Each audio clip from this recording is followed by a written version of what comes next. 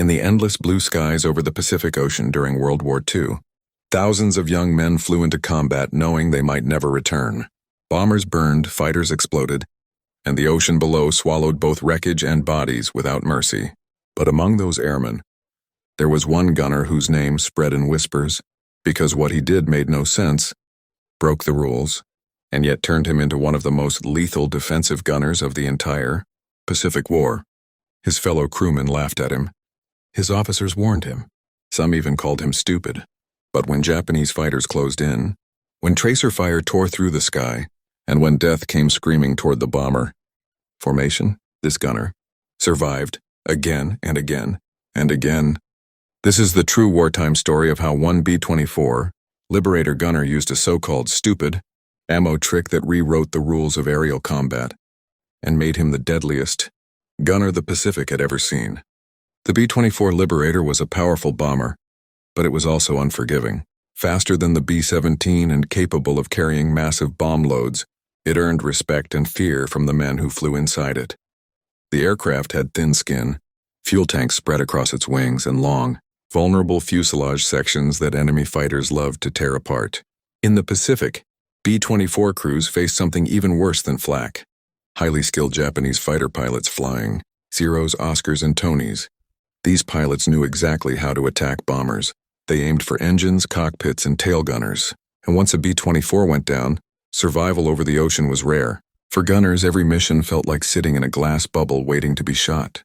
The gunner at the center of this story wasn't famous. He wasn't a top graduate. He wasn't aggressive or loud. He was just another young airman assigned to a .50 caliber position, one of many men expected to defend the bomber at all costs. But from the beginning, something about him bothered the others. During training, while other gunners carefully followed ammunition loading procedures, this man did something different. He mixed his ammo belts in strange patterns. Instead of standard tracer armor-piercing sequences, he rearranged rounds in ways instructors had never taught. Other gunners mocked him. "That'll jam your gun. That's pointless. That's stupid." Even his crew questioned him. But he never argued. He just said one thing: "Trust me. I want them to see death coming." Standard .50 caliber belts followed predictable patterns. Tracers helped gunners aim, but they also revealed position and timing. Japanese pilots had learned to read tracer fire. They knew when to dodge, when to roll, when to dive. This gunner understood something others didn't. Instead of evenly spacing tracer rounds, he clustered them. Long stretches of invisible fire, followed by sudden bursts of bright tracer chaos. To enemy pilots, it looked like he was missing, until it was too late. They would fly straight into invisible death. By the time tracers appeared, the bullets were already inside the aircraft. The first combat mission tested everything. As the B-24 formation crossed enemy-held islands, Zeros rose from the clouds like sharks from deep water. They attacked fast, confident, and aggressive. The gunner waited. Other gunners opened fire early, tracers streaking across the sky. Japanese pilots adjusted instantly. But when one Zero lined up, behind the Liberator, thinking the gunner wasn't firing, he squeezed the trigger. No tracers, no warning.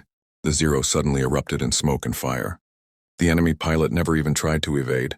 Silence filled the intercom. Then someone shouted, "Did you see that?" After that mission, something changed. Japanese fighters began avoiding that section of the formation. Pilots broke off attacks early.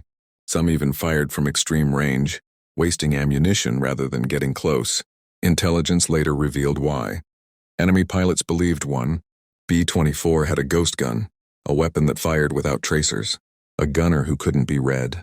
Fear, real fear, entered the equation, and fear kills. Aerial combat wasn't just about firepower. It was psychology. Tracers gave pilots rhythm. They taught them timing. Remove that rhythm, and you removed confidence.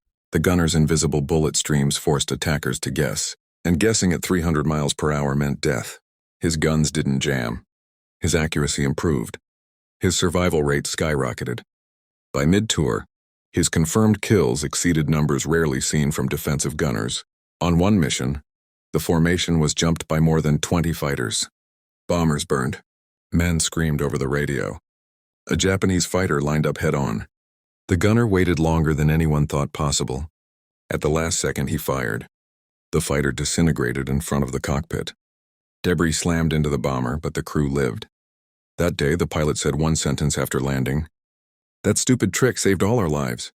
By the end of the war, the gunner went home quietly. No parades. No medals worthy of his kill count. No headlines. But among bomber crews, his legend lived on.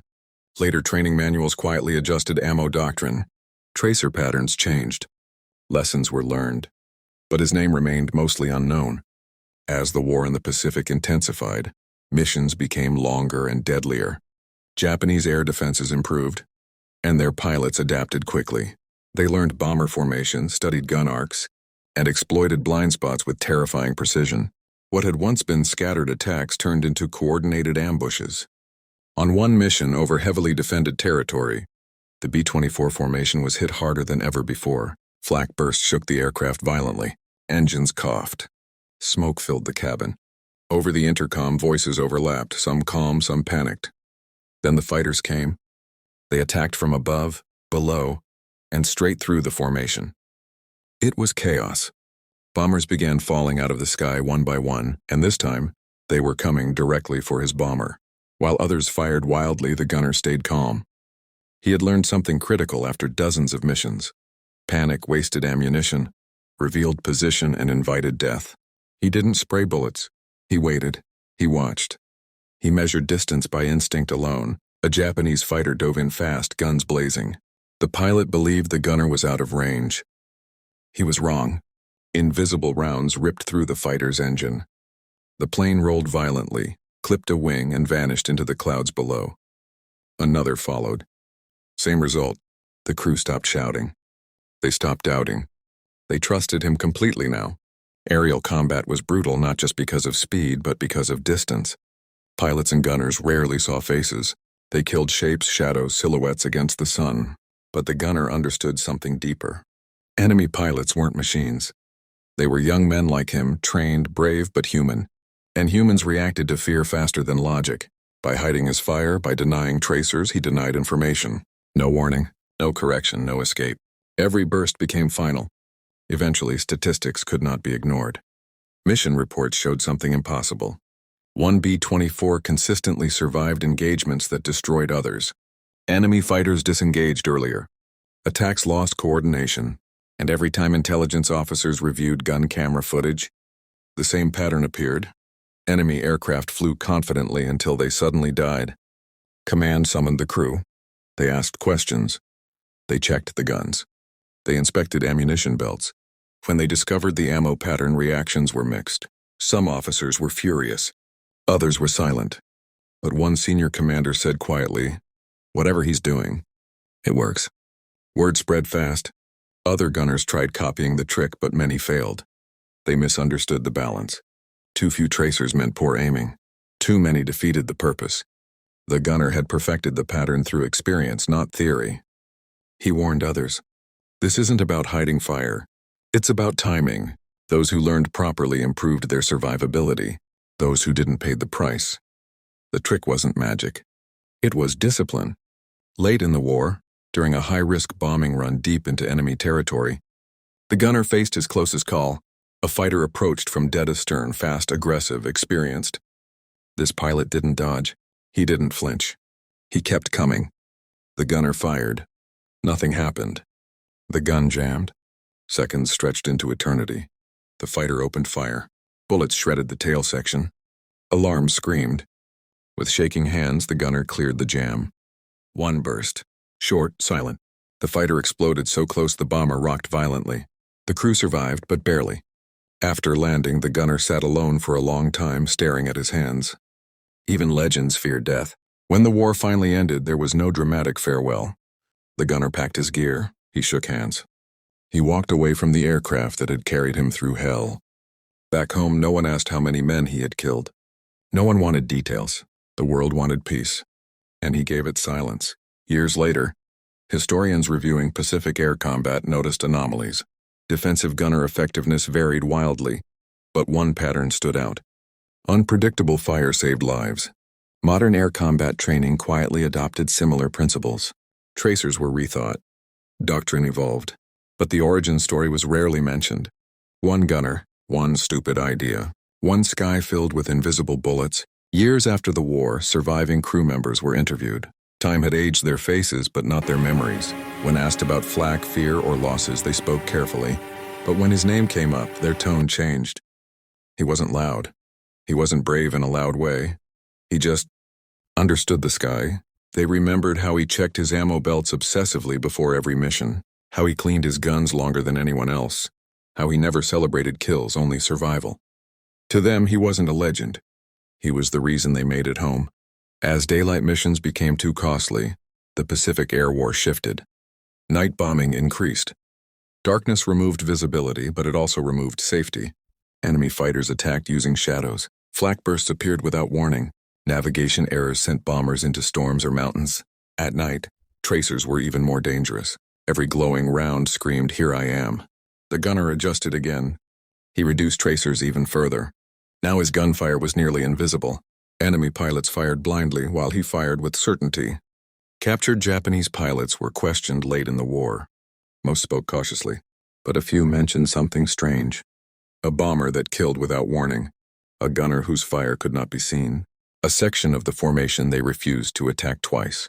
They didn't know his name. They didn't know his trick. But they remembered the fear. Fear made even experienced pilots hesitate, and hesitation was fatal. For all his success, the gunner carried something heavy. Each burst meant a life ended. Each explosion meant someone else never going home.